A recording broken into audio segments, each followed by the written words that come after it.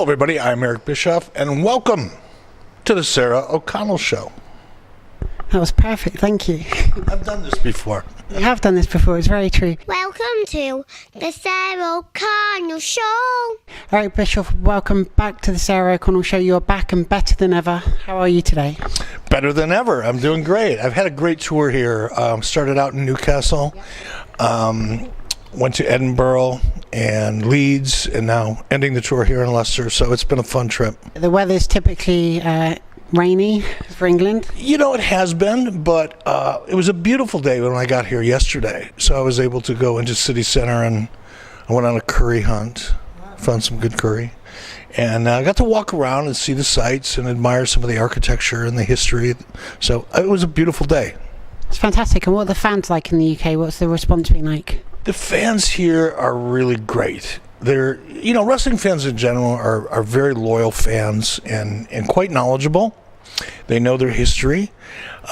So for me to come here and do a question and answer format is a great opportunity for the fans to ask questions they've always wanted to know the answers to, and really engage with them on a much different level. And they've been having a great time, and honestly I think I've been having more fun than they have, so it's been really a blast. That's fantastic. And I guess when you first started off in WCW, it was kind of before the internet, so there was all these questions that people may have had in their mind and then forgot about, and now they've got that chance to ask you about it, like myself. Hell, when I started in WCW, it was before the flip phone. So technology has changed dramatically in the last 20 or 25 years. But yeah, it's a whole different world. You know what's really interesting too, and you talk about technology, so many of the fans that have been to the shows the last few nights all follow my podcast. And it amazes me, you know, because podcasting is such a new technology in and of itself. And I know it's popular and all of that, but, you know, I asked, you know, the audience, you know, I polled them a couple times in the beginning of the show, how many of you listened to 83 Weeks? And like 90% of them raised their hands. And I went, that's really amazing. So it's fun. It's just been a great experience. Absolutely. It's a really in-depth and informative show too, so I highly recommend everyone seeks that out. Thank you very much. You're very welcome. Shameless plug. I love shameless plugs. Now, let's go way back to when you were a kid. You wrestled in high school, I understand, and you did some karate, and you competed competitively professionally as well, didn't you? Yeah, I started wrestling when I was probably 12 or 13 years old in junior high school, and then wrestled all through high school. I continued wrestling after high school on the amateur athletic team. I did freestyle wrestling and Greco-Roman wrestling. I did that for a few years, and then I started martial arts.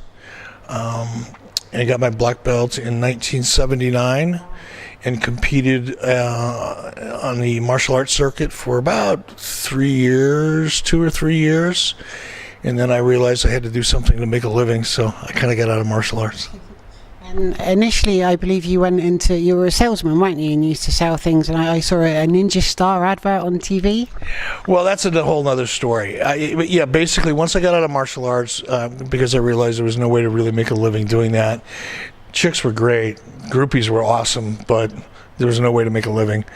So I went into sales, and I worked for a food processor, and I was a sales manager for that food processor. The Ninja Star Wars came along. That actually happened as a result of a good friendship that I developed while I was doing martial arts with a man who's still a friend of mine. His name is Sonny Ono. Sonny is Japanese descent, and almost the exact same age as I am. And one night we were sitting in a bar after a martial arts tournament, and just talking about life. And I asked him, I said, what did you do when you were a kid growing up in Tokyo? And he described the games they used to play, you know, as a kid in Tokyo. And I described the games I used to play as a kid in Detroit. You know, we were coming from a relatively poor family and didn't have a lot of money and things. And, you know, as kids, we would chase each other around, you know, and throwing rocks at each other. Not to hurt each other, but just kind of like tag, you know. And Sonny did the same thing, but he did in Japan, in Tokyo, when he was a kid, he'd get these little milk caps, and they'd throw them at each other like tag, you know, like Ninja Stars. And after we drank about a dozen beers or more, we decided we were going to create this game called Ninja Star Wars. And you buy a box. The game came in a box, and you had 2 felt vests with a little Ninja Warrior silkscreen down the front, and you had 3 red stars and 3 white stars. And the stars were just big Velcro pads, and you throw them at each other and play tag. That was Ninja Star Wars.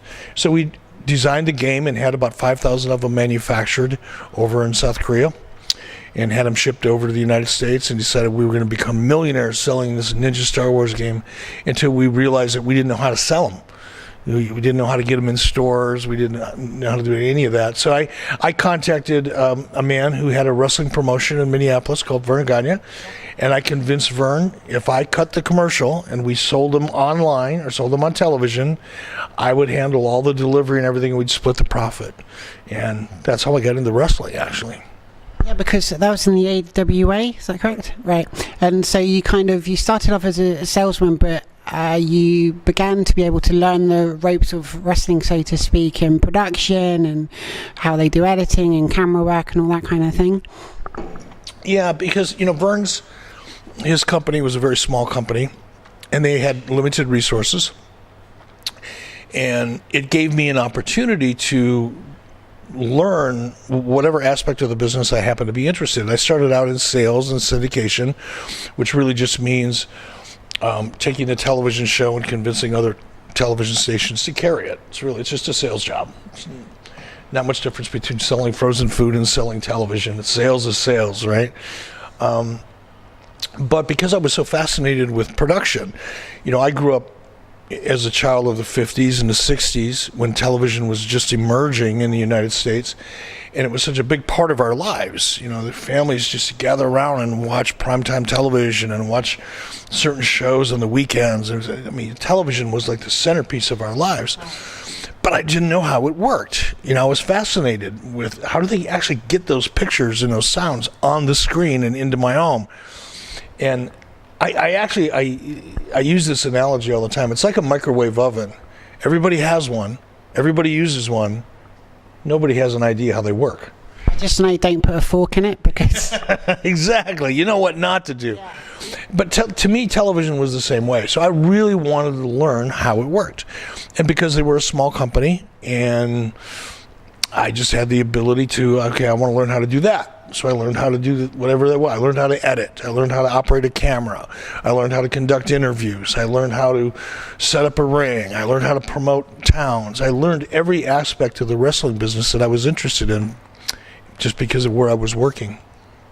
It's incredible. So it's kind of like you'd uniquely positioned yourself to eventually be to know how to run a company without necessarily planning to do that. It was just through passion of the industry. It was a passion of learning, wanting to learn, wanting to understand how it all came together. I never really had any interest. I wouldn't say I had an interest. I never had any plan or goal specifically to get into the wrestling business. It was never a dream of mine or an aspiration of any kind. To me, wrestling, I was a fan of it, but it was like, it was a world unto itself. And I enjoyed watching it, but I never dreamt that I would get into the wrestling business. But it was just coincidence. I loved to learn. I loved wrestling, and I was in the right place at the right time. Sometimes it's just luck. A lot of times in life, you need to work hard. You always need to work hard. But sometimes you just need to be lucky, too. And I just happened to be in the right spot at the right time. Absolutely, and I think that the harder you work, the luckier you become, if that makes sense. Well, the harder you work, the more prepared you are for the opportunities that come your way. And I did work hard. I've always been a hard worker, and I've always been passionate about learning new things. And I think it's a combination of working hard and having passion to learn, not being stuck in a mold, and being open-minded and willing to explore other jobs, other cultures, other lifestyles, other countries, whatever. If you have a passion to learn and explore, opportunities seem to find you. Absolutely. And now, in about 1990, you applied for a job at WWE, WWF at the time. Are you kind of looking back glad you didn't get that job because you were applying to be, I guess, a commentator or a presenter, and sort of thinking because that McMahon still owned the company, so you wouldn't potentially have had the same opportunities you had at WCW? It's an interesting thought. You know, sometimes, very rarely do I think about the past. You're going to love this interview then. Well, no, but I don't mind doing interviews. I don't mind talking about the past, but I don't think about it much. I don't dwell on it. Obviously, when I do Q&As, you know, people always want to know about things that happened in the past. But for me personally, the way I live my life, once the moment's gone, it's gone. I can't get it back. I can't relive it. I can't make it better. I can't make it worse. It's just gone. So I try to enjoy the moment as much as I can, because that's something I have. I can decide right now how much fun we're going to have. I could come into this interview with a bad attitude, or I could come into it angry, or I could come into it happy. I get to choose that, and that's what I focus on. But every once in a while, I go, I wonder what would have happened if. What would have happened if I would have got that job for WWF? And you think about, you know, all the things that could have been different and would have been different. But there's also the unknown. What if I would have gone to work for Vince McMahon and he and I would have hit it off, and something maybe bigger would have happened? And it's a hypothetical. You know, there's no way you'll ever know the answer to it, but it's an interesting thing to think about. It is, right? And instantly, Eric walked into this interview with drinks, which is the best way. You know, look, if you're going to do it, that's what I said. We're in control. We can decide we're going to have fun doing this interview, or we can decide we're going to sit here and do an interview like everybody else. I prefer to have fun. So we're in this ballroom. We're probably going to have a party later. That's right. I mean, we can sing, we can dance, we can have a band come in, dancing girls. We can get a disco ball. It'd be like the 70s all over again. It'd be incredible. Now, let's fast forward a little bit to when you were in WCW. Obviously, when you used the entire sort of area, the backlot, backstage, everything was your stage when you were making a TV show. But take us actually backstage. What was a typical day like for you? What time did you start in the morning working on the show? How late did it go at night? What happened throughout the day? Oh, you know, it was always a little bit different depending on what city we were in. Most often, I would get to the arena probably by 11 o'clock in the morning, sometimes noon, depending on what time zone we were in. And we would have a production meeting. That's when everybody would get together and we would walk through the format that we had, and we worked on that format the week before. So by the time we got to the building, we'd sit down and we'd go over that format, make sure there wasn't any changes, make sure there was no injury issues or somebody missed a plane or a contract problem or whatever, because, you know, shit happens. But we'd go through the format and make sure everybody in production was completely clear in terms of what we wanted to achieve. And then we'd meet with the talent. And we'd walk through the matches with the talent to make sure that they understood, you know, what we were doing, and see if they had any better ideas or suggestions or concerns or that type of thing. That would usually take us till about 3 or 4 o'clock. And then throughout the day, while all that was happening, we'd be doing different interviews, or we'd be doing pre-taped scenes from, you know, backstage, things that would be rolled into the show later on. They would appear to be live, but they were pre-taped. So we'd start producing those around 3 or 4 o'clock in the afternoon, and we would generally be producing those all the way up till about showtime. And then once showtime hit, obviously the action was going on in the ring, but we'd also have a lot of backstage elements that were live, in addition to the pre-tape interviews. So that all took place. And, you know, once the show wrapped, it wrapped. We're done. You know, by usually 11 o'clock at night is when the show ended. We were done. And so narratively, of course, you kind of would have to plan at least a week ahead so you know where you're going. But did you plan week to week or pay-per-view to pay-per-view? How sort of far in advance did you do that? Generally speaking, we would look out 4 weeks in advance of the pay-per-view and kind of work backwards from there. Is generally what we did. Now, things would happen. Things would change. Somebody may get hurt. We may come up with a better idea for a storyline. There may be contract issues that would complicate, a storyline. There's a lot of things that can happen in between.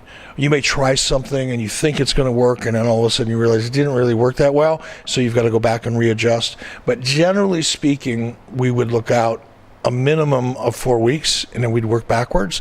Sometimes, depending on the storyline and the talent involved, for instance, with Sting, we worked 12 months we planned that one 12 months out. Now, I'm not going to lie. We didn't say, okay, we're going to start this on this date and 12 months later it's going to end. We started it knowing it was kind of open-ended. We didn't know how long that build was actually going to be effective, so we kind of kept it open. But as we got deeper into it, we realized it was really something that could sustain itself very easily. So we were in no rush to end that storyline, that character. You're talking about the Crow when he returned. Oh yeah, the Crow Sting. That was a 12-month story arc, which is one of the only times that's ever been done in the industry. It's fantastic. It's very exciting. Except the Shockmaster, obviously longer and longer. The years of planning for that. The Shockmaster, yeah. Well, the Shockmaster, I'll tell you what, Fred Ottman still shows up at Comic-Cons and autograph signings. He's got the Shockmaster gimmick, and people still remember that moment, so. It's still my favourite Star Wars spin-off that there's ever been. It's better than the recent films, at least. Yeah, well, that was a Dusty Rhodes idea. That was not my idea. God bless her. Dusty's birthday was just the other day. So, Dusty, we're not going to let you forget this, even on your birthday. Rest in peace, my friend. Never forgotten. How did the existing talent react in WCW when you started bringing over, Hulk Hogan and Kevin Nash and Scott Hall? Well, everybody has, there's two reactions that people have. They have their personal reaction and then their public reaction. For the most part, I think people were excited for Hulk Hogan to come in. I can't speak for everybody, but I think the majority of the talent was excited because it meant that WCW was serious about trying to take that next big step and to go from being a distant number two, which is what we were to the WWF at that time, to being a serious competitor, or at least attempting to be a serious competitor. So I think the general consensus was very positive. I'm sure there were some people that were jealous. It's human nature, I guess. People are flawed animals by nature. So I'm sure there were some people that were jealous of the money he was making or the attention he was getting, but they didn't really voice that very publicly, at least not to me, and not to too many people. Now, Kevin Nash and Scott Hall, that was a little bit of a different story because they had a reputation. Their friends really loved them, and the people that weren't their friends really didn't. There wasn't a lot of gray area, and they had a reputation. They were troublemakers in WWF. It was no secret. And I think a lot of people were concerned that they would bring that element of discontent or malcontent over to WCW. Did they? No, they didn't really. Scott was on his best he was on his best behavior for a while. And so Kevin was great. There was an anticipation that it was going to be much worse than it was, but they actually came and they were both very professional in the beginning. It went downhill after that, but sorry, Kevin, I'm just telling you the truth. I mean, you don't want to walk in and turn the place upside down, but the honeymoon lasted quite a while, but like anything, look, I think if it's the music business, if it's actors or actresses, directors, writers, people that are creative, especially at a high level, they're different. They're wired differently. They have different needs and they have egos. And when I say ego, people often, equate ego to something negative. And I don't think that it is. I'm proud of my ego. I nurture my ego. My ego, drives me to try to be better tomorrow than I am today at what I do because I just want to be the best I can be. That's my ego and my pride. So there's nothing wrong with that until it gets out of control. And once it gets out of control and it overwhelms the rest of your behavior, then you got a problem. But I think artists in general, musicians, actors, actresses, writers, directors, producers, all have a different kind of ego and a sensitive nature about them. and they can become difficult to manage. Sometimes the more successful they are, the more difficult they can be to manage. I think because when you're successful, this is my own experience, and I'm still learning how to navigate through this, really. The challenge of becoming successful is fun. That's a great challenge, because in my case, I had nothing to lose. So striving to be number one, I was fearless because I had nothing to lose. Once you get there, you got everything to lose. And that's why it's harder to hold on to success sometimes than it is to become successful, if that makes sense. Getting there is fun. Staying there is a challenge. And I think with a lot of talent, artists in general, and I think wrestlers are artists, just like I think of a musician or an actor or an actress as an artist. Once they get there, that insecurity, they don't recognize it as such, but it's insecurity, begins to affect the way they conduct themselves. That's it. So I think when you're sort of at the top, then it might just be the case that you've got a bigger mortgage and bigger commitments, and you're used to a different lifestyle, and then it might affect everything. It's like TV shows sometimes will let the creators do what they want, but then if the ratings start going down, they get more involved and all that kind of thing, and it starts managing things too much, smothers it. You know what? This is interesting, we're having this kind of a discussion, but I think part of it is too, once you become really successful, deep down inside you're afraid that you really didn't deserve it, that maybe you just got lucky, that maybe you really aren't as talented as people think that you are or perceive you to be, and you're afraid of people finding that out. Imposter syndrome, right? Yeah. So I mean, it's all of those things wrapped into one, and it's understandable because the entertainment business is such a fickle business. 1 minute, you're in vogue, you're in style, you're the flavor of the week, and everybody loves you, and then 2 weeks later, nobody really wants to hear from you anymore.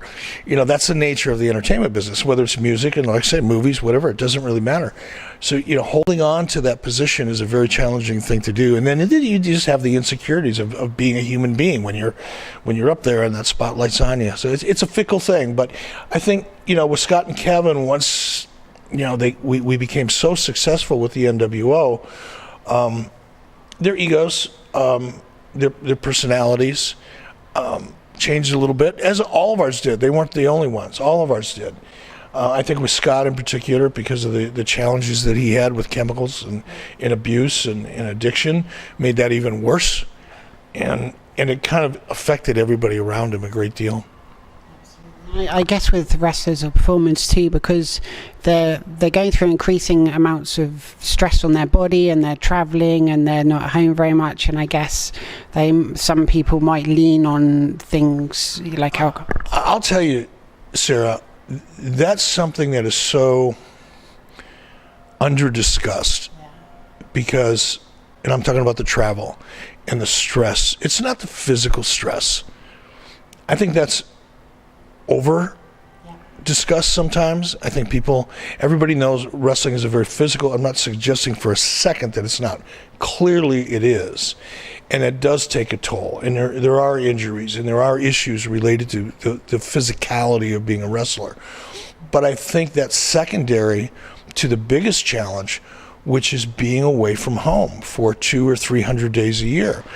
When you're young, when you're in your 20s, or when you're an aspiring wrestler, if you're single, you think, oh, wow, that'd be a great lifestyle. If you're working a 9-to-5 job and you look at a wrestler and, every night they're in a different city and they're in hotels and they're flying around the world and, fans are cheering for them, and you think, wow, what a great life that is. I can tell you from personal experience, and I never had to travel as much as a wrestler. I wasn't a wrestler. I was an executive, but I still traveled a lot. Being on the road, being away from home, no matter how nice the hotels are, no matter how great the restaurants are, you're still away from home. You're not sleeping in your own bed. You're away from your wives, your husbands, your boyfriends, your girlfriends, your dogs, your kids, your own car, to be able to get up and go to your closet and, grab clothes, not have to live out of a suitcase. The physical and emotional toll, I think the emotional toll, that being on the road 300 days a year probably leads to more problems, whether it's drugs or alcohol or personal relationship issues and all of the things that become challenges on the road really become exacerbated when you're on the road 300 days a year.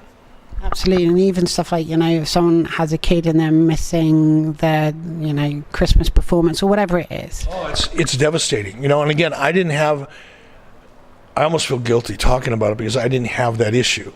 I was able, because I was an executive and I wasn't on the road like wrestlers, I could take my wife and my kids with me. I could take them to Disney with me while I was producing shows. I could take my wife and my kids to Japan when I had business meetings in Japan and turn it into a family learning experience and a cultural experience for my kids. I had it easy, and I know that. But I also witnessed firsthand what happened to personal relationships when you miss, you grow up and time goes by so fast. You have a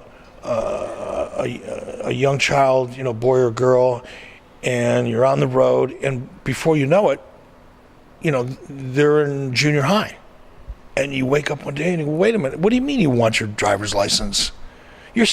When did you grow up? You miss so much, and it catches up to you. It catches up to you in your relationships with your family, and it's devastating. And what do people do?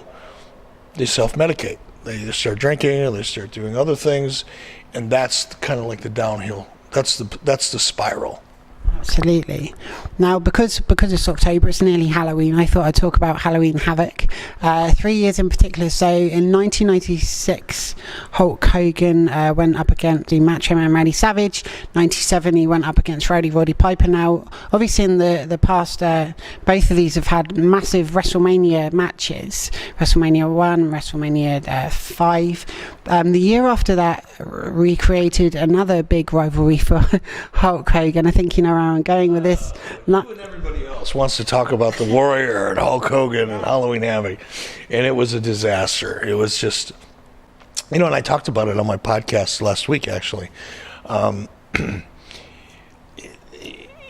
Obviously, we were trying to recapture magic, and it's not that there was anything wrong with the idea of recapturing magic, because it worked quite effectively with Randy Savage. Randy Savage and Hulk Hogan had a great run in WCW, so we were able to go back in time, take a WWE or WWF storyline that worked between Hulk and Randy, and then kind of recreate that feud and reignite that feud and with a new storyline, and it worked. Same could be said for Roddy Piper. We made a lot of money with those storylines. Unfortunately, with Warrior, there was no way to put that lightning back in the bottle. You just couldn't do it. The chemistry wasn't there. I think Warrior physically was not the same guy. Sometimes you just can't recreate the magic. See, because there was rumours before SummerSlam 1991 that he kind of held them hostage a bit, like he asked for more money at the pay-per-view or he wouldn't go on. Have you heard about that? I hear those kinds of things all the time, but I don't pay attention to them. I wasn't there, so I don't know anything about it.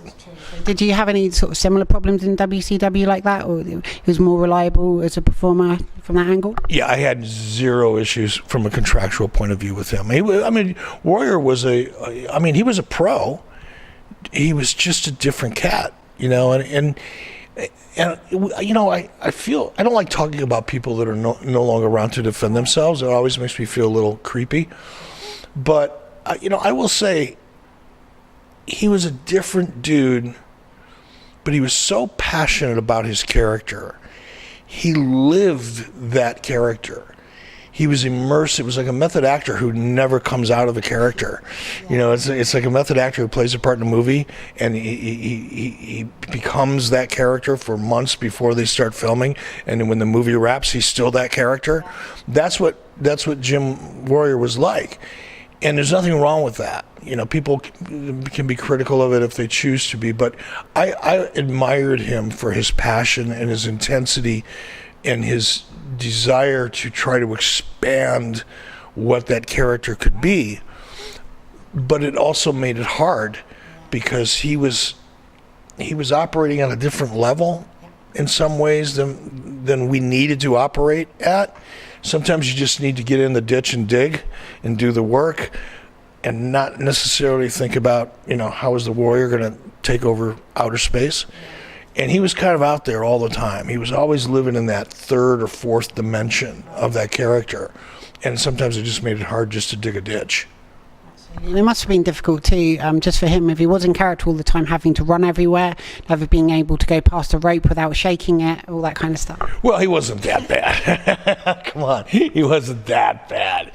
But creatively, when you sat down and had a discussion with him, about possible storylines of what could be done in the future, I mean, there were times when I thought, I've never really done hard drugs, but there were times I thought maybe I should start. Fantastic. Now, I was looking at some of the old set designs for the pay-per-views, and I think they were a lot more creative than anything that even WWE has today. They've got more of a Hollywood feel to them. Yeah, I mean, I think set design and things like pyro and set design in and of itself, it all evolves, it all changes. A lot of it is just driven by economics.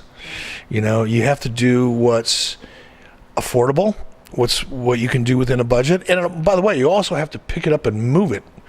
104 times a year, you're taking it from city to city to city to city to city, and you've got to be able to get to the building starting at midnight the night before, start putting everything together, have it all up by showtime, tear it down, put it on a truck, and take it down the road to do it again next week. So the portability of it also has a tendency to dictate what it really looks like. See, this is why Bailey's got the right idea, because all of her stuff inflates, and then it just comes straight back down.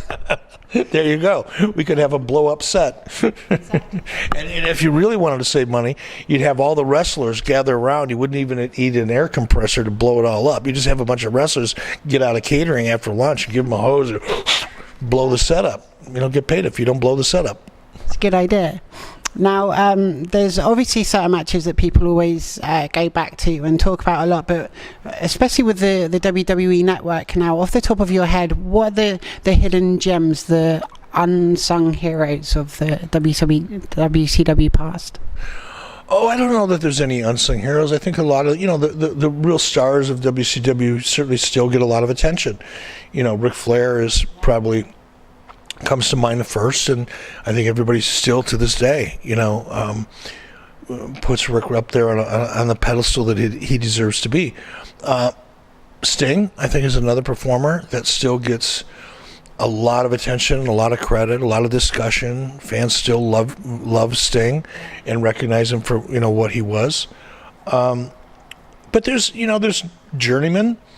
There's the guys that just were there from the beginning, that did the work, that never reached that kind of level of fame as a Ric Flair or a Sting. Guys like Arn Anderson. Perfect example. I think Arn is probably one of the more underappreciated, under-discussed, talents out there. He was phenomenal in the ring. Believable as anybody I've ever watched. He could do an amazing promo. I mean, he was one of the most gifted promo people that I think has ever been on the roster, and really underrated in that regard. And there are certain people like that fall into that category, but I think for the most part, because of the network now, people that we're not even aware of. I mean, it's funny. I go to these events and autograph signings, and I see a 12-year-old kid coming up to me going, "Oh, Mr. Bischoff, I love Nitro." I'm thinking, wait a minute.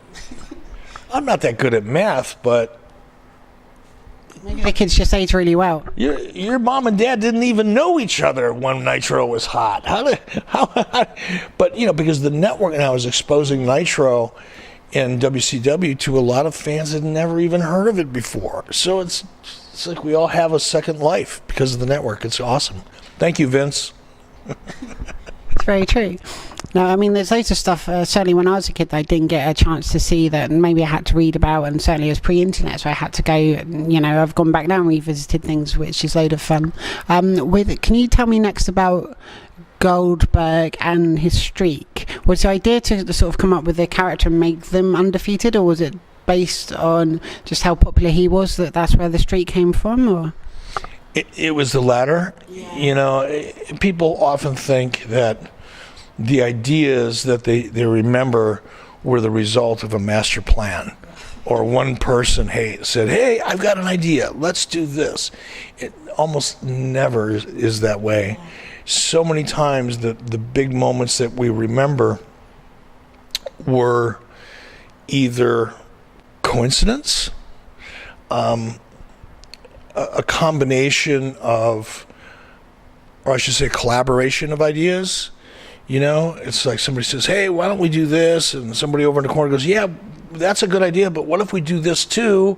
And then somebody around the corner goes, no, but if you do it this way, and before you know it, what started out as an apple ends up being a dozen eggs, by the time you're done. And people will remember the dozen eggs. If they don't know the apple, they only know the dozen eggs, if that makes sense to you. But most ideas are the result of a collaboration over a period of time. And also, because wrestling is what it is, and so much of it was done live when I was doing it, ideas evolve kind of in the spur of the moment. And with Bill, here's how that came about, really. And it was more by necessity than design. Bill came out, very little experience, very little training in the power plant, got a tremendous reaction from the crowd just because he has so much charisma. And we went, okay, we got to put that guy on TV. Yeah, but Eric, he doesn't know how to wrestle yet. I don't care. We got to figure out a way to put him on TV. Put him in a ring. Put him in a match. Yeah, but he only knows 2 moves. I don't care. Give him 2 moves. Let him win. Put him on TV. Now he goes out there. He does 1 or 2 things. He sets somebody up, jacks hammers, spears him. Boom, he's done. Because that's all he was capable of doing. Because we wanted to get him out on TV right away. So now it's like, okay, well, he's still training in the power plant. He's still learning what he needs to learn to be able to go out and have a 12 or 15 or 20-minute match. But in the meantime, he's just going to go out and crush people. And that's what we did. And that's how he became undefeated Bill Goldberg. It wasn't like, here's what we're going to do. We got this big guy back in that power plant, big bald guy, breathes fire. We're going to have him come out and destroy everybody. And he's going to be undefeated for 173 straight matches. That didn't happen. What happened is we went, just put him out in the ring. We'll figure it out later. Just have him beat people. We'll figure it out. And then once he caught on, we went, okay, let's give it, after about 50 or 60 of those events, we went, okay, maybe we should keep this going and give him a streak. But it was a coincidence. It wasn't a design. Amazing. Now here's a question. So in the height of the Monday Night Wars, obviously a lot of people came over at the beginning. If you could have taken either Steve Austin, The Rock, The Undertaker, or Shawn Michaels and had them come over to WCW, which one would you have gone for? Okay. You're never going to get an easy answer out of me. There's 2 answers. The first answer is with 20/20 hindsight, because anybody can be a genius if you can read into the future, right? So in 20/20 hindsight, it would have been The Rock, obviously. Yeah. Close second would be Steve Austin. And actually, it might have been Steve Austin first, because if Steve Austin hadn't gotten over the way Steve did, I doubt the Monday Night Wars would have gone the way they went. Steve Austin was really the pivot point for the Monday Night Wars. Rock didn't really become The Rock until after the wars were really over. To be fair about it, so I would go back and say Steve Austin. Are there any sort of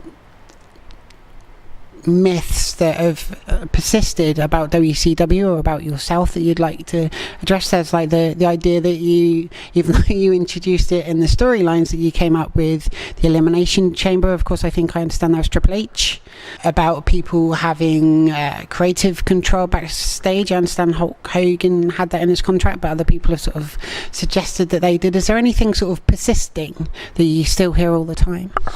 Not as much anymore. I think since I've been able to do my podcast and address a lot of those issues head on, most of those kind of rumors and questions seem to have evaporated. You know, there was the myth that, you know, so many wrestlers had creative control. There's only one wrestler that ever had creative control. One. His name was Hulk Hogan. And by the way, he never used it. He used it one time.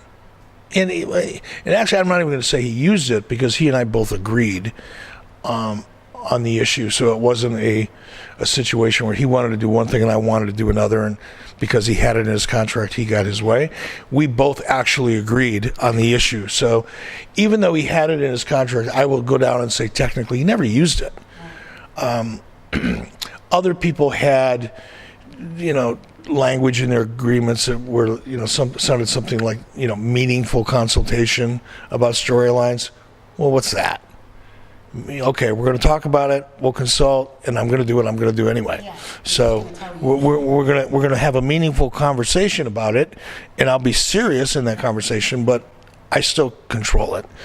And you know, so those kinds of things, those rumors and that mythology has been out there for a while, but it's gone away. Yeah, the Elimination Chamber, I had nothing to do with that. I had nothing to do with HLA. And it's not my idea, so don't blame me for that. But that's about it, really. During the Monday Night Wars, did you ever, of course you addressed Vince on camera, did you two ever speak to each other on the phone? Did you ever accidentally bump into each other, like in that entire time? No, we didn't. But there was this one time in 1990... This is 1996, I think. We had a big television convention in Las Vegas called NAPI. Yeah. It's a syndicated television convention. And back then, it was a really, really big convention. And hotels were really hard to come by in Las Vegas. You couldn't get a hotel for NAPI convention. So I got to Las Vegas early, because I like Las Vegas. And I was with one of the guys that worked for me, a guy by the name of Zane Bresloff, who used to work for WWF. And Zane says, you know, Vince is staying down at this hotel. I can't remember, Treasure Island.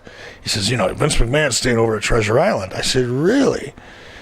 I said, is he there yet? Because Zane knew some of the people at the hotel. He goes, no, he hasn't checked in yet. I said, well, let's cancel his room for him. So, because Zane had contacts at Treasure Island.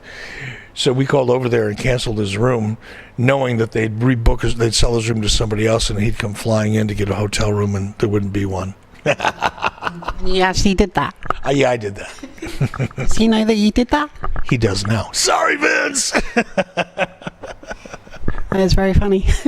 Moving on forward slightly, so you tried, towards the sort of end of WCW, you tried to buy it, and that kind of fell through, and then WWE ended up getting it. Do you think they should have, you know, in that last iconic episode of Nitro, I kind of expected it to keep going, and it didn't, and then there was this whole invasion angle and all that kind of stuff, but for a couple of years I was kind of expecting WCW to re-emerge, and it didn't. Why do you think that is? Oh, I think there's probably a couple of reasons. Certainly, I didn't work at WWF at the time, so I wasn't privy to any of them.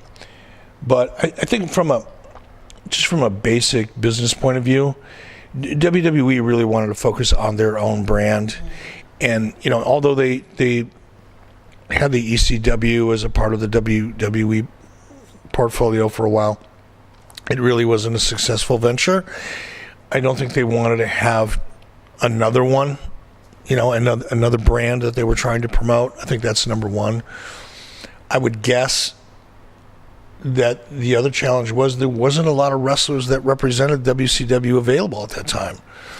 They had Ric Flair, they had Booker T, they had Marcus Bagwell for about a cup of coffee, and maybe a handful of others. But they didn't have Sting, they didn't have Lex Luger, they didn't have Eric Bischoff, they didn't have the Steiner brothers, they didn't have a lot of the people that up until that point had been on camera a long time and kind of represented WCW.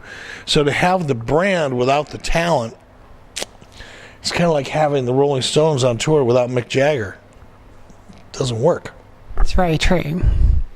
Now, the day that you were revealed as the secret Raw general manager, did anyone know you were going to be in the building that day? Did they sneak you in at the last minute? What was the reaction like? No, well, Stephanie knew. Obviously, Vince McMahon clearly knew. I believe Triple H probably knew. Kevin Dunn, the director, certainly would have known. I'm sure there was a writer or two. I'm guessing Brian Gewirtz would have known. He was the head writer at the time. Who else would have known? Their lawyer, who had to write my contract. And that was it. I don't think too many other people. I knew none of the wrestlers knew. And we made a real effort to keep that a secret. I mean, I even booked my own airplane ticket because we knew that once they booked a flight through their travel department, my name would have ended up in somebody's laptop, in order to, the secret's out, right? There's only two ways to keep a secret. I know, and that way we're sure who spills the secret. So I even bought my own plane ticket. I, stayed at a hotel away from everybody else, flew into an airport away from everybody else, just so there was no coincidence at all. And it was great. Nobody knew, and the shock on people's faces was real. It was really fun. I wish I could live that over again. It was really fun. I like to watch it on TV every once in a while. I like to watch everybody's reactions. It was like, they were real reactions. Like Arn Anderson and Ric Flair, it looked like somebody walked right over their grave. It was awesome. Yeah, you must have got a real kick out of that too. Especially some people, I guess, you would have worked with years ago and not seen them since, right? Yeah, there was a few. And Booker T and I were friends. We saw the reaction that he gave. But that's because he was a pro. He saw me walking through. He saw that the red light was on the camera and it was on him. He knew he had to react in character, so he did. But Booker and I were friends, and we still are to this day. But yeah, it was just so much fun seeing. It's like going to your own funeral. It's like faking a funeral, right? And you got all the people there that come to your funeral. Half of them didn't really like you. They just feel like they have to come to your funeral. And then you fake them all out, and you come walking in while they're all passing by your casket looking at a fake dead guy. And then you see the reactions on their faces. That's kind of what it felt like. It's like I was at my own funeral in a way. I love it. So you once on the WWE Network did a Table for Three with Jim Cornette and Michael Hayes. If you could have dinner with anybody, who would it be? Who would be your perfect dinner guests? Oh, I've never really had a genuine conversation with Vince. We've had business conversations and casual conversations, but we've never really talked about anything.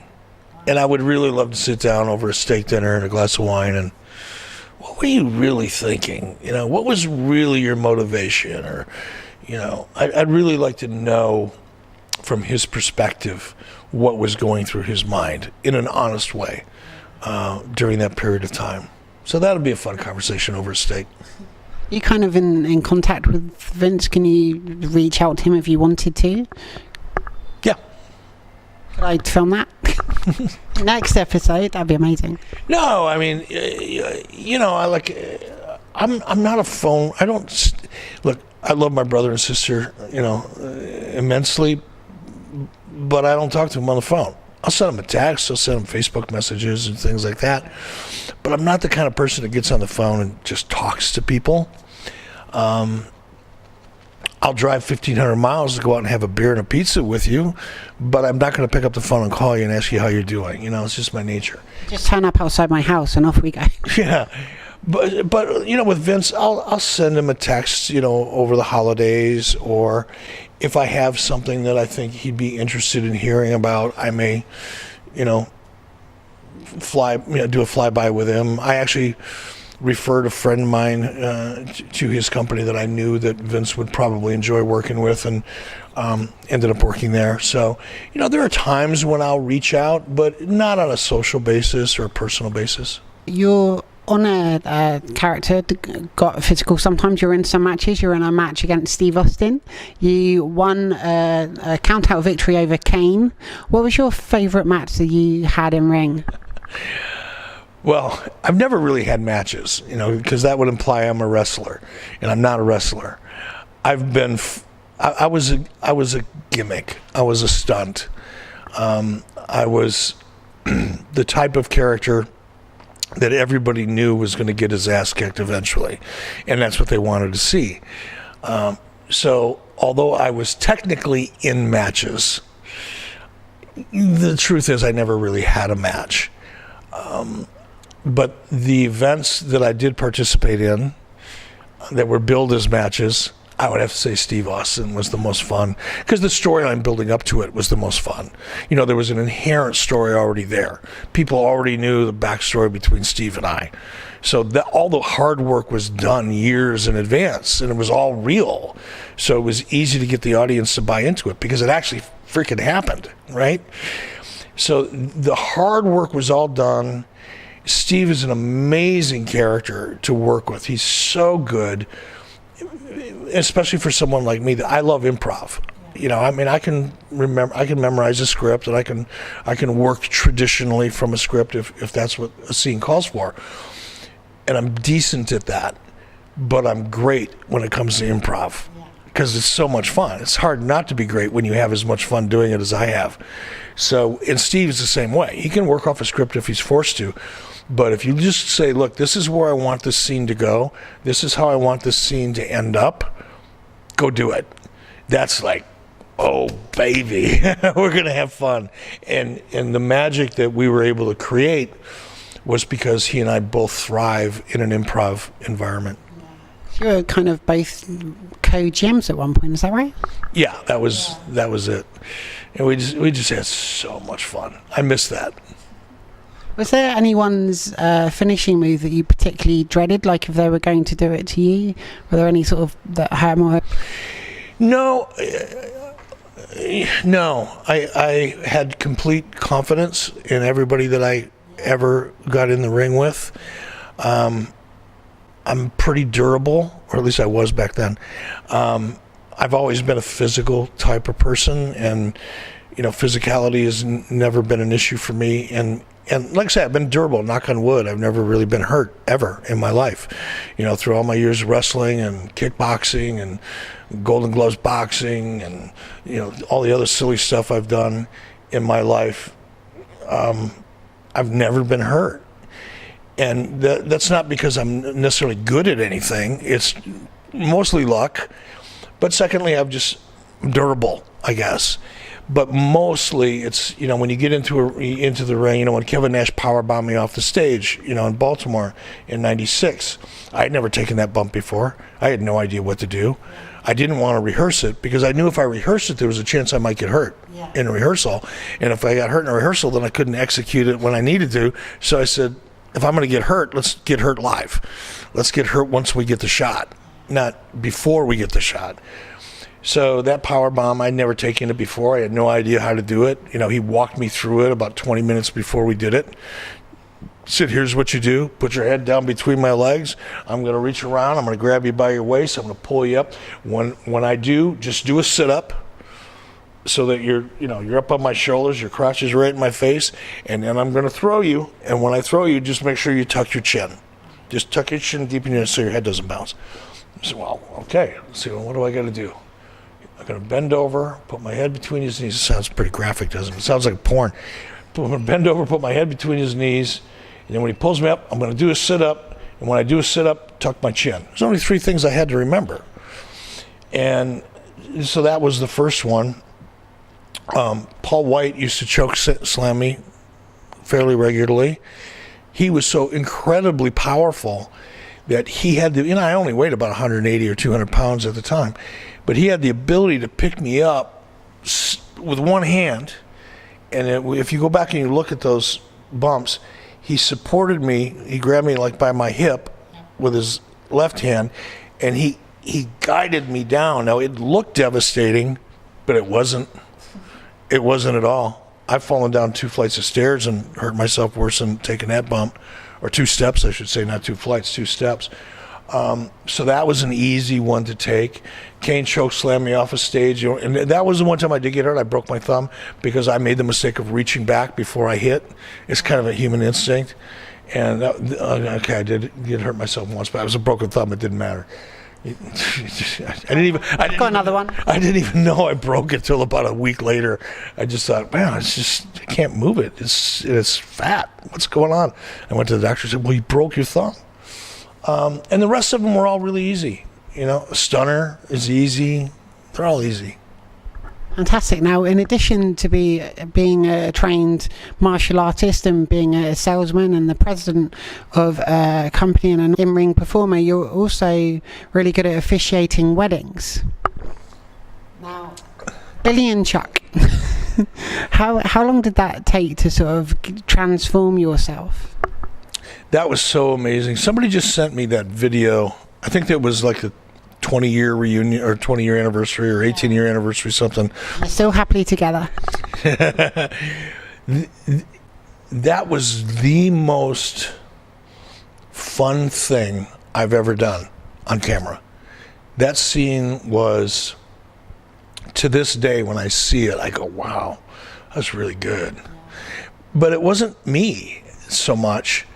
The makeup, the extent to which the WWE went to make that work, the prosthetic mask, you know, the makeup. They sent me out to Hollywood about a month before that shoot to meet with one of the leading makeup artists in that world to create that mask for me. And then the day of the event, I had to get to, it was in Minneapolis. Usually I would get to the building around noon as talent, all of us did. I got there about 8:30 or 9 in the morning because it took like 6 hours to get that makeup on. So I sat in the makeup chair for 6 or 8 hours. And when I got out of that chair and I looked at myself in the mirror, I went, oh my God, this is amazing. And I had already been practicing the character. I kind of had an idea of what I wanted that character to do, because it was a combination of my father, because my father had been paralyzed as a young man. He always had his hand was kind of curled up like this, and it tended to shake a little bit. So I said, okay, I can do that. And then the voice of that character was a guy by the name of Jim Barnett. Oh my. He was actually an executive in WCW. So I combined this with Jim Barnett's voice, and with that mask on, right? And the mask was so good, I was walking around backstage just because I really number one, I was just having fun. I don't want to sound like, I'm some kind of method actor specialty, but I really wanted to get into that character because I didn't want anybody to know it was me until it was time. So I spent like 5 hours walking around backstage with this mask on, working on this voice and just hunching over a little bit and trying to become frail and old, And I walked up. You probably don't know this. There's a guy by the name of Brad Ringens. Do you know who Brad is? Brad used to train. He trained Vader for Vern Gagne in the AWA, Leon White. He trained a lot of guys. He himself was an Olympic wrestler in Greco-Roman wrestler in 1980, the Olympic team, the year that Carter boycotted the games. Tough guy. He wrestled in WWE for a period of time, or WWF. But Brad was a friend of mine. I'd known Brad since high school, right?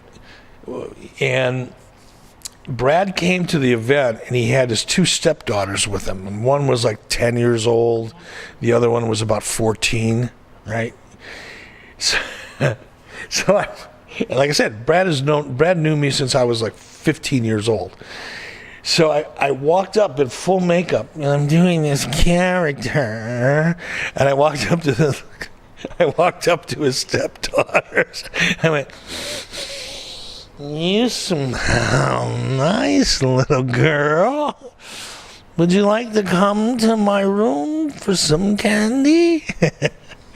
I said this right in front of Brad, because Brad is the kind of guy that would be like, "Rah!" But I was like this old frail man, and he didn't know what to do. He can't beat up an old frail man, right?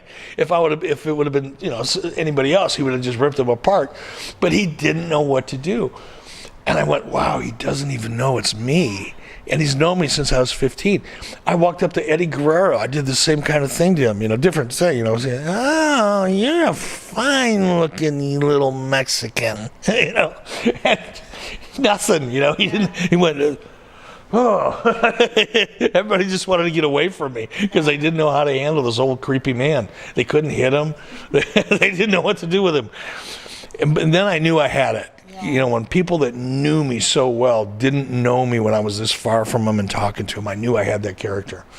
So when we finally did that scene and I ripped that mask off, it was the strangest thing, because when you're, our stage is a ring. An actor's stage is a stage, whether it's Broadway or whatever. Our stage is this ring. And we're surrounded by, in that case, 15,000 people. And some of them, the front row is only 8 feet away, 10 feet away. So you get to really feel them and what they're feeling and what they're thinking. You experience that. And when I took that mask off, as I'm pulling it off, because I unaffected my voice. And I just hear myself say 3 minutes. And so I went into my natural voice before I actually ripped the mask off. And if you go back and look at that scene, people are just like, oh. It took them a minute, 2 minutes to go, holy shit. and then they reacted. It was a delayed reaction. It was so cool. I love that scene. I want to go back and watch it when we're done. You should. Yeah, absolutely. Now, in WCW, Hulk brought in his nephew, Horace Hogan. And in WWE, you had your nephew, of course, Eugene. Are you two still in touch? Actually, Nick Dinsmore, who's not really my nephew. Wow. Horace was Hulk's nephew in real life. Nick Dinsmore's not my nephew in real life. But, Nick is a really good guy. He's in Sioux Falls, South Dakota, married to a beautiful woman from Sioux Falls. I think she was Mrs. South Dakota. And they run a little wrestling promotion in their community and doing a lot with their community. 2 really wonderful people. So I still stay in touch with them. Fantastic. I watched an online commentary with Nick talking over your match at Taboo Tuesday where you lost your hair at the end. He suggested that another time he might have accidentally broken your ribs, but he said that's a story for another time. Is that something that happened? I don't think so. I would remember broken ribs. Yeah. Broken ribs are the most painful injury I've ever... I have broken my ribs when I was really, really young. Not doing anything regarding wrestling or anything. I was actually driving a go-kart, and I lost control of my go-kart and hit a fence, and I actually broke a couple ribs. That is a horrible injury, because if you get the hiccups, when you have broken ribs, or even bruised ribs, if you get the hiccups or a bad cough, God forbid you have to sneeze. Sneezing will put you to your knees. You will cry like a child if you have to sneeze when you have broken ribs. So I think I'd remember that. Yeah, he kind of suggested there might be another story, but he didn't go into it. It's very interesting. I'll send you the link anyway. Yeah, I'd like to hear that, but I don't think he did. He just forgot. He may have taken my air. He may have crushed me pretty good, but I don't think he broke anything. Last time we spoke a bit about would you ever go back to the WWE, and at the time you're like, I might come back for an appearance, and that was kind of where it was. A month later, you came back for Raw 25. How was that experience? It was awesome. I got to see people that I hadn't seen in a long time. Production people, really. Those are the people that I grew really close to while I was in WWE. Bruce Pritchard and I became really good friends in WWE, and we've remained good friends since then. So, I stay in touch with Bruce. Jerry Briscoe is a guy who I made friends with in WWE, and I'm still friends with, and I still see. Pat Patterson, one of my favorite people in the world, really. And then there's a lot of guys that I see him on the circuit the circuit, signing autographs and doing events. But going back to WWE for the 25th anniversary and seeing a lot of the production people that I worked with, those are the people that I really admire. They're such talented people, and they don't get enough credit. They're behind the scenes, so it comes with that territory. But seeing them was fun. Being out there on that stage, I was only out there for a minute, but getting a reaction, it's always nice to be remembered. I'm a human being. I have feelings just like everybody else, so it's nice when people go, "Yay, we're glad to see you again," and then you're gone. Till next time. It's very true, and hopefully that'll be very soon. You never know. Exactly. Now, some of the matches you had in WWE kind of harkened back to the days of Andy Kaufman with the intergender matches you went up against, sort of Trish Stratus, and there was a mixed tag team match with you and I think Molly Holly versus Lita and Matt Hardy as well.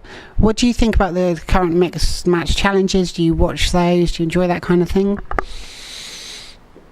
I really don't. I don't enjoy them. And for no other reason, I think, than at least while I was doing it, there was never really much of a story behind it. Yeah. It was like a gimmick match. Oh, let's do this. And it was a stunt. It was unique. It was something different. But there was never really much of a story associated with it. And any kind of match, I don't care what it is, whether it's an intergender match or cage match or whatever it is, a ladder match, any kind of, I'll call them all gimmick matches, but any kind of gimmick match, if there's not a sufficient story to justify the end, if there's no means that justify the end, then I'm not really interested in it. It's just a match for the sake of doing something different. And that's how I always looked at those, quite frankly. Nothing against the people. I enjoyed working with the people, but there was never enough substance behind it to make it feel good. Like with Steve Austin, there was substance there. There was a story there, built it. And that's unfair because that's an easy one and an obvious one. But even in any of the other things, Ric Flair, the things I did with Rick, there was great story there. In those matches, it was just like, oh, I got an idea. Let's just put these Eric and Trish. Oh, that'll be great. Why? Why would that be great? Who wants to really see that? What are the stakes? What's at risk for her? What's at risk for me? Why should anybody care about that match other than just to see Trish Stratus and Eric Bischoff in the ring beating each other up? Yeah, it's kind of, there can be like fun dynamics, but they're fun to watch, but sort of forgettable in the grand scheme of things. So that makes sense. No, they're just meaningless. They don't mean anything. I go back to this all the time when I talk about stories in wrestling. There's no stakes. If I'm going to wrestle you, or we're going to wrestle each other, we have to be trying to achieve something for ourselves. We both want that camera. And the only way I'm taking that camera with me is to beat you. And the only way you're going to take that camera with you is to beat me. Okay, the camera is the stakes. And I think anytime you have a great wrestling story, you have to have stakes that really matter. If you don't have stakes, you don't have story, and if you don't have story, you just have a match. I'd be fine with you having it as long as I can just have the memory card. If I can have the memory card, I'm fine, because then I could just take the memory card to the police and get the camera back anyway. And I'll let you have the camera. Thank you. I appreciate that. So coming up soon is the Evolution pay-per-view, which is the first female-only pay-per-view in WWE. Do you think it's something that could have been done earlier, or do you just think that society's in a place that's more sort of open to that now than it would have been 10 or 20 years ago? I think it's a couple things. I think one, culturally, we've just evolved to a point where there's a need, a demand for it that wasn't there 10, 20 years ago. I also think there are more women who've been training to become wrestlers now than there ever has been. 20 years ago, 10 years ago, if you went on to have an all-women's pay-per-view, it would have been about a 20-minute pay-per-view. There just wasn't enough women out there, women wrestlers out there to stack an entire 3-hour pay-per-view. What does that take? You've got, probably 20, 25 women or more if you got tag teams and things like that. 20 at least, to have an all-women's pay-per-view. There wasn't 20 qualified, interesting women wrestlers out there in the marketplace 20 years ago. There's a handful. It's interesting. If you took modern day superstars and were going to form NWO for the first time now, which three would you put in there? And also, as an added question, if you were to throw in either John Cena or Roman Reigns, which one would you turn heel? Reigns. For sure. Roman Reigns. As far as, if I had to cast the NWO today, it would be tough, but I would say Roman, definitely as a heel. Dolph Ziggler, I think he's just a phenomenal talent. Love him, yeah. Really, really great talent. I think he could pull it off, and you'd have to have your one really big, devastating guy. Although that could also be Roman, but I'd probably go with Braun. I think that'd be a pretty good trifecta. I'd watch that. It sounds pretty good. There you go. Who do you still keep in touch with in the world of wrestling? I know Hulk Hogan, you mentioned previously, is kind of your best friend. Mm-hmm. Yeah, Hulk and I, in fact, I just talked to him yesterday. Hulk and I stay in touch. I stay in touch a little bit with Diamond Dallas Page, not a lot. I'm a bad phone friend, like I said, but when we see each other, we always have a great time. Scott Hall and Kevin Nash I see quite frequently. X-Pac I see quite frequently on the road, and we always enjoy each other's company and hanging around together. Who else do I see? Do I talk to? That's Ernest Miller is a good friend to the family, so I still talk to Ernest. Sonny Ono I'm still friends with. That's about it, really. How is Hulk doing these days? I know there's a sort of big incident a couple of years ago. He sort of started to build bridges with WWE again. I know he's been sort of seen backstage. Do you think he might become an on-air talent at any point in the future, or they might start re-featuring him in promos and clips and stuff? Well, they've already started, inserting him in, the open of the show, for example. You see him there now, and I believe they're in discussions about going to Saudi Arabia, of Hulk going over with WWE to Saudi Arabia. I don't know if that's confirmed yet or not. So I think eventually, they'll start doing. But Hulk is 64, 65 years old, so it's not like he's going to be getting in the ring, having any matches anytime soon. But I think they'll use him in a more visible way now that time has kind of gone by, and Hulk's addressed some of those situations and tried his best to apologize for them and move forward in his life. So I think they will.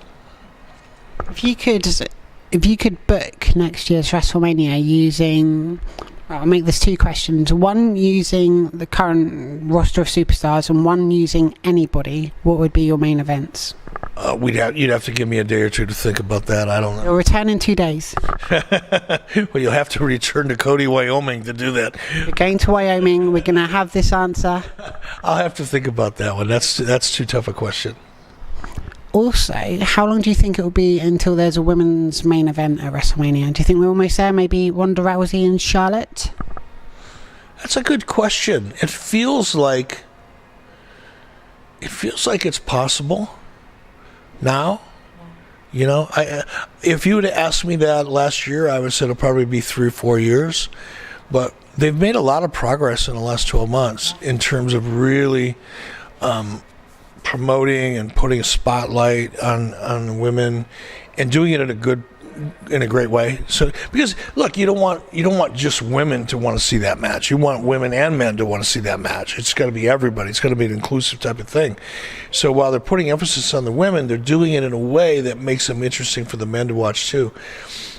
In a non-gratuitous way. That's the other thing that I think has changed so much. Even at WWE when I was there, it was all bra and panty matches, and the women were pretty much eye candy and used in a not so great way.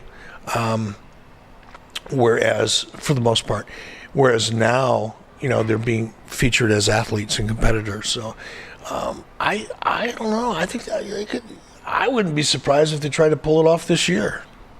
Yeah, because I mean, the last Royal Rumble, they were the main event, right? There was 2 Royal Rumbles, and the ladies were in the main event, so it could happen. Could happen. Wouldn't be surprised. If you were to be brought back as an on-air talent, obviously Paul Heyman's kind of never gone away on screen with Brock Lesnar and CM Punk. If you could manage anyone, who would it be? Oh gosh, I don't know. I think I could. I mean, if they ever decided to turn Roman Reigns heel, I think I could really accelerate that process. Very intriguing. It'll never happen, but if that would be about the only thing that I think would make any sense for someone like me. Yeah, I think that'd be huge.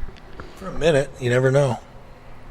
Well, that's what you've got to concentrate on the minute first before you concentrate on the hour, right? There you go. Learning from you. There you go. And see, I don't, like with Brock Lesnar, no, Brock's not really good on the mic. So it makes sense for Paul to be his spokesperson, right? That's the way a manager should be. You shouldn't use a manager just because you want to use a manager. Now, I don't know. Roman may be quite capable of cutting a great promo. I don't know that. I don't know if he is or he isn't. But assuming for a moment for discussion, if he's not, then I think a manager, whether me or somebody else, Paul Heyman, would really help that character get over and just get over the hump. Because you've got to be able to make people hate you. You've got to be able to be good on the mic to do that.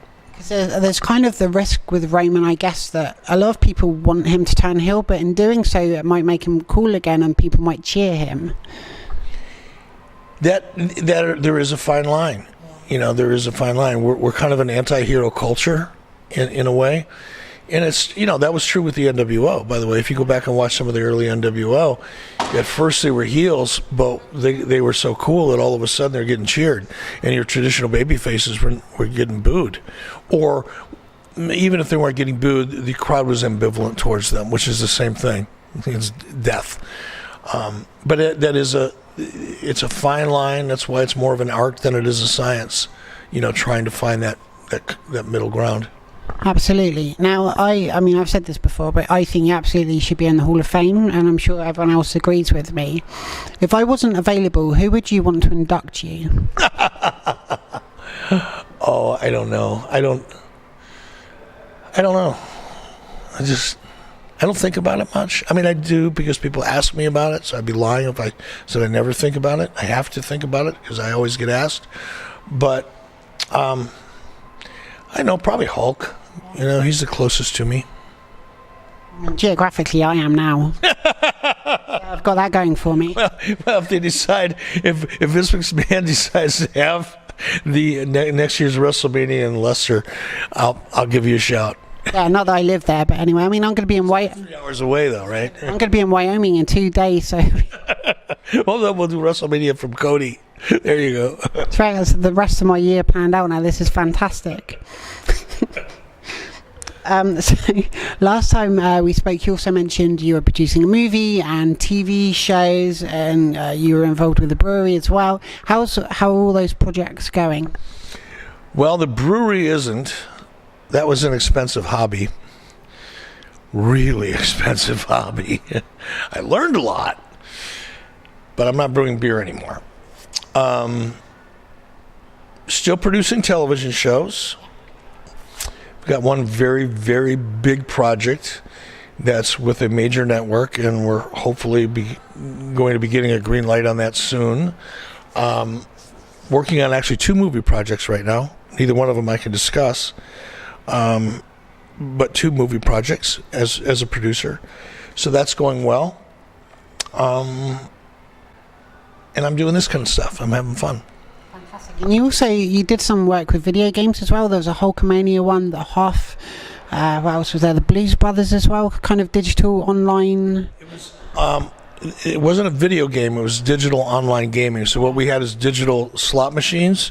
So you could go online and you could play a slot machine that was the Hulk Hogan slot machine, or the David Hasselhoff slot machine, or the Blues Brothers slot machine. We did that for a few years. That was a very difficult business, though, because the regulatory issues when it comes to gaming the rules change every single day. You have to have, a dozen or more attorneys staying on top of that every single day. So we phased out of that business, phased our investment out of that business. But it was an interesting process. And what have you got coming up for the rest of the year and beyond? Have you got anything you can talk about? No, I really can't. The one movie project that I've been working on for 14 months is probably going to get announced right after the first of the year, but I can't. I'm sworn to secrecy on that one. The studio likes to get all the press, so. And you can trust these people. These people are great. Yeah. It's like telephone, telegraph, tele-wrestler, right? No, I can't really talk about it. I wish I could. Well, next time we'll have a catch up and find out all about it, and I'm sure it's going to be very exciting. There you go. We'll do that. Now, finally, have you got any messages for people watching the Sarah O'Connell show today and your audience around the world, your fans? Do I have any messages? Tune in every Monday to 83 Weeks, wherever you get your favorite podcasts, where Conrad Thompson and I, each and every week, break down all of the elements of the Monday Night War and why it became such a phenomenal period to become a wrestling fan. That's pretty good, right? It's very good. Wow. I should get a job in broadcasting. You should get a job in podcasting. There you go. That's the future. That's where it's at. All right. So, Eric Bischoff, thank you for returning to the Sarah O'Connell show. It's always a pleasure speaking to you, meeting you in person this time. Thank you for coming to England, especially to do that. My pleasure. It's been fun. Thank you to everybody watching at home. Be sure to share, subscribe, give this video a big thumbs up, and I'll see you all again soon for another episode of the Sarah O'Connell show. Bye.